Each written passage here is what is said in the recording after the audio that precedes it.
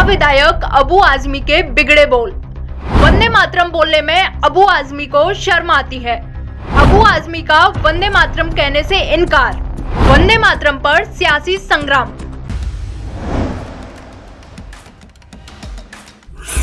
अबू आजमी को वंदे मातरम बोलने से परेशानी है। उनका धर्म उन्हें वंदे मातरम बोलने की इजाजत नहीं देता। वो केवल अल्लाह के सिवा किसी के सामने अपना सिर नहीं झुकाते। समाजवादी पार्टी के विधायक अबू आजमी अक्सर अपने बयानों को लेकर विवादों में रहते हैं। वे ऐसी टिप्पणी करते हैं कि पूरे देश में बवाल मच जाता है। अपने विवादित बयानों के रिवाज को जारी रखते हुए उन्होंने आज एक और बयान दिया और महाराष्ट्र विधानसभा में हंगामा हो गया। उन्होंने वंदे मातरम बोलने को लेकर कहा कि वे अल्लाह के सिवा किसी और के सामने सिर नहीं झुकाते। उनका धर्म ये इजाजत नहीं देता।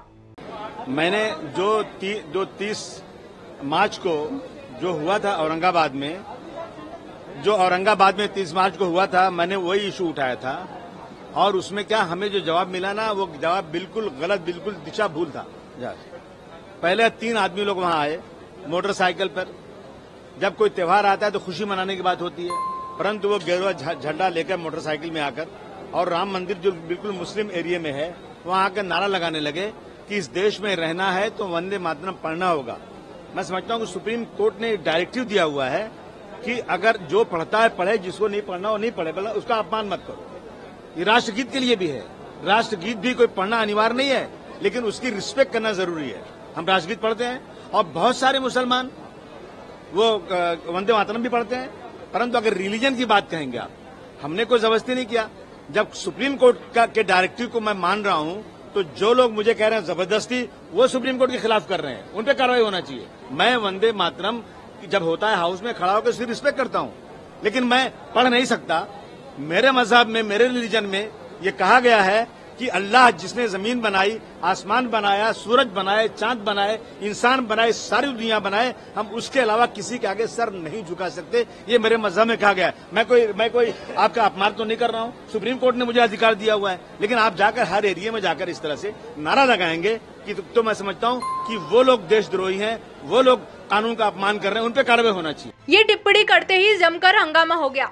बीजेपी विधायक वेल में आ गए और खूब हंगामा किया। अबू आजमी के इस बिगड़े बोल पर बीजेपी भड़क उठी। बीजेपी विधायकों ने कहा कि वंदे मातरम राष्ट्रीय गान है और इसका अपमान करने वाला व्यक्ति हमें इस सदन में नहीं चाहिए। उन्होंने विधानसभा अध्यक्ष से अपील की कि अबू आजमी के बयान को रिकॉर्ड से बाहर निकाला जाए। इस बयान के बाद एक बार फिर अबू आजमी विवादों में आ गए। अबू आजमी ने पहली बार ऐसा विवादित बयान नहीं दिया है। इससे पहले भी वो अपने बयानों से आग में घी डालने का काम कर चुके हैं। बता दें कि साल 2017 में बेंगलुरु में एमजी रोड पर लड़कियों के साथ हुई छेड़छाड़ वाली घटना को लेकर भी अबू आजमी ने शर्मनाक बयान दिया था। उन्होंने कहा था कि लड़कियों के साथ छेड़छाड़ इसलिए होती है क्योंकि उनके कपड़े छोटे होते हैं। इस बयान के बाद पूरे देश में महिलाओं ने काफी हंगामा किया था। इसके बाद साल 2021 में मुजफ्फरनगर दंगे को लेकर अबू आजमी ने विवादित टिप्पणी की थी।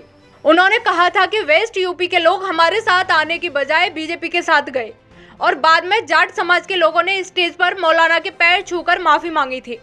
इस बयान के बाद जाट समाज ने खूब हंगामा किया था, साथ ही समाजवादी पार्टी की खूब आलोचना हुई थी। वहीं जब सरकार ने लड़कियों की शादी की उम्र 18 से बढ़ाकर 21 साल कर दी, तो एक बार फिर अबू आजमी ने अपने बयानों से आग में पेट्रोल छिड़क दिया। उन्होंने सरकार के इस फैसले को जनसंख्या नियंत्रण से ही जोड़ दिया। उन्होंने कहा कि ऐसे बच्चियां गलत रास्ते पर जा सकती हैं, बच्चियां मनमानी कर सकती हैं। बता दें कि अबू आजमी ने महिलाओं को लेकर एक और विवादित टिप्पणी की थी। उन्होंने कहा था कि महिलाओं के पर्दा न करने और लिव इन रिलेशनशिप में रहने से देश में सामाजिक बुराइयां बढ़ रही हैं। इतने सारे विवादित बयानों को सुनकर लगता है कि अबू आजमी ने अपने पिटारे में केवल भड़काऊ बातें ही भर रखी हैं। अबू आजमी के इस बयान पर आपकी क्या राय है, हमें कमेंट बॉक्स में जरूर बताएं। देश और दुनिया की तमाम खबरों के लिए देखते रहिए जनहित टाइम्स।